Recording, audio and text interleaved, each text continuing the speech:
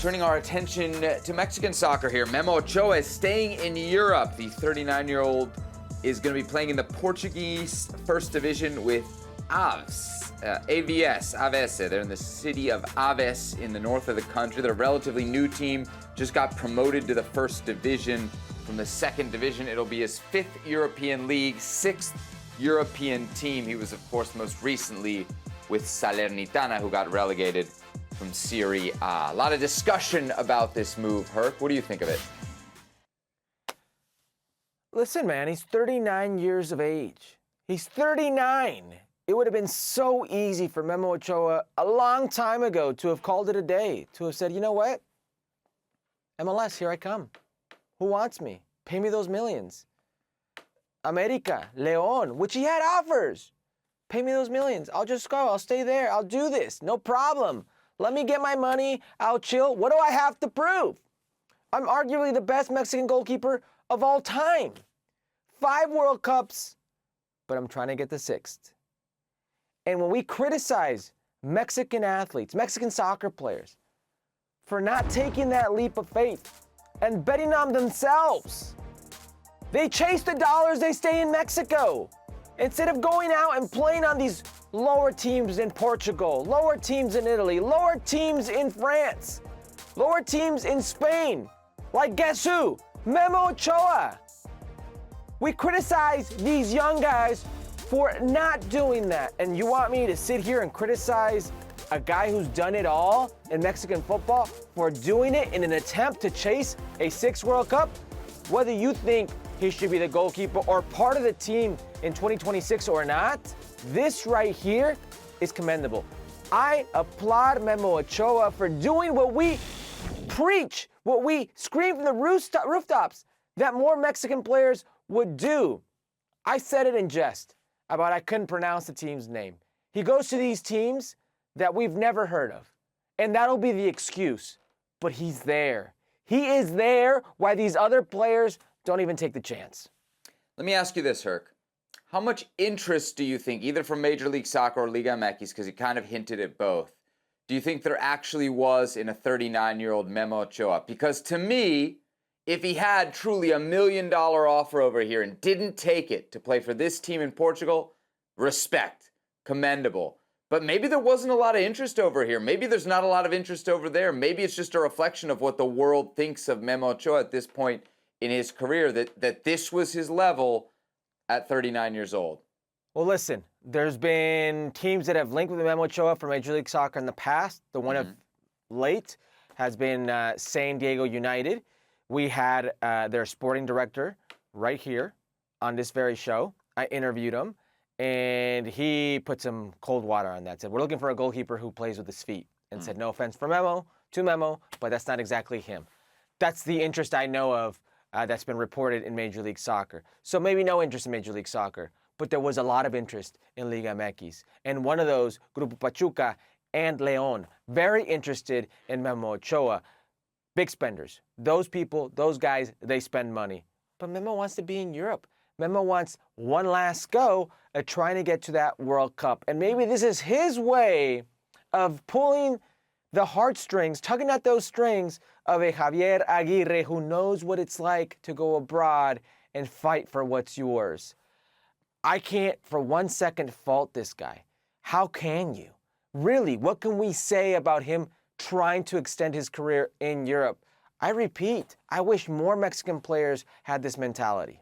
He'll be 41. You think he makes the 2026 World Cup? I certainly think had he taken an MLS or a Liga MX job, I would have said lesser chance. Maybe not no chance, but lesser chance. This makes me think, all right, like, you got a shot. You got a shot. I'm big on Alex Padilla, but, you know, he's still a kid. Alex Padilla is a kid. He's 20 years old. Julio Gonzalez is 33.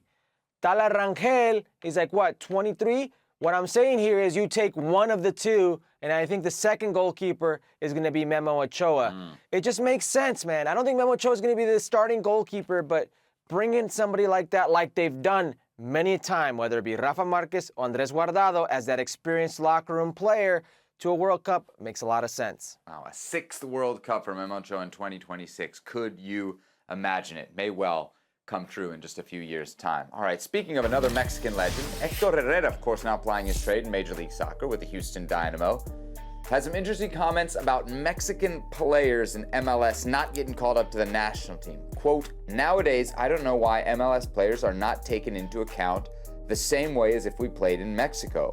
Lately, it has been shown that the leagues are at the same level, or perhaps we are a bit above Liga MX." Herc, are we giving your boy, our boy, Ache a get lost here, or do you agree with him?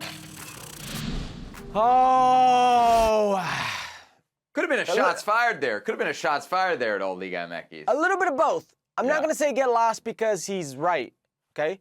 He's right in the fact that they don't look at Mexican players in Major League Soccer. They just don't. They don't. We can go back to, well, Carlos Vela, they wanted him to go. He never went, right? But other than that, Alan Pulido, you can go Jonah Dos Santos when he was with the Galaxy. You know, there wasn't a lot of those players. But when they were here, they weren't exactly, you know, knocking at the door of the Mexican national team. And the Mexican national team didn't really want him. Last year's version of Ache, I'd be like, you know what? Damn right. He's absolutely right. Only one person in Major League Soccer, and he happened to win a World Cup, Thiago Almada, had more assists than Ache last season. And Ache, 16 assists, won a cup. I know it was a Messi-less cup, but won a cup. Good level. He was healthy. Call him up, because look who's at the Mexican national team. You've got Charlie Rodriguez. You've got Luis Romo not exactly lighting up. Luis Chavez went to Russia, kind of lost his level. It'd be good to have a player like Ache at a good level. But let's get to this season. Starts off his Major League Soccer campaign injured, knee injury, has played about 60% of the minutes. Last season, second in assists in the league. This season, he's got 3. He's not exactly at his best level right now. So why I think he is right. Mexican players that go to Major League Soccer, whether you think it's fair or not, they're done. They're done with the Mexican national team. That's what the Mexican national team thinks about Major League Soccer. But right now, he's not at his best level. What's interesting about this is as Mexico maybe turns its back on MLS or continues to ignore MLS, because maybe you could make the argument it always has, CONMEBOL, Herc, is kind of going in the opposite direction.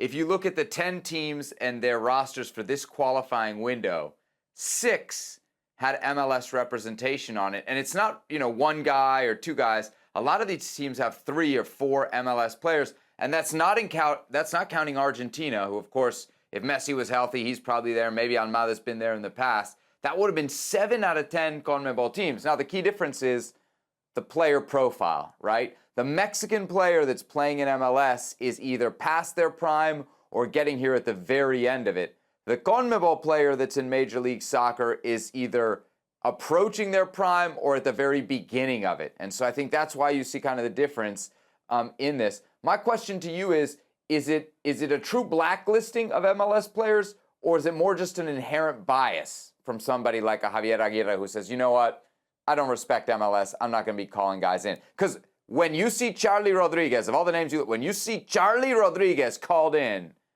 I mean, come on. Yeah, who's not a starter for Martin Anselmi at Cruz Azul right now, and that should tell you a lot. Not exactly a very deep team, Cruz Azul. Very good team, just not deep, and he doesn't start for them. I don't think he's blacklisted. I think there is a massive bias when it comes to Major League Soccer in Mexican football, not just the national team. Mexican football thinks they're still at a higher level, much higher level than Major League Soccer. Major League Soccer is a step below, and if you're playing at a step below, well, your position is in jeopardy. Your place is in jeopardy. That is a bias, because I can't sit here with a straight face and say there is a blacklist because you play there, you can't go there. Listen, I just sat here and told you how many good years of Carlos Vela being productive. They tried getting him back. 2019, he was the best player I've ever seen in Major League Soccer. 34 goals, 15 assists, and he wanted nothing to do with the Mexican national team. So it wasn't a blacklist thing, but I do think there is a bias. Hector Herrera then still got some gas in his engine. Let's see if he gets to put on a Mexican national team shirt ever again.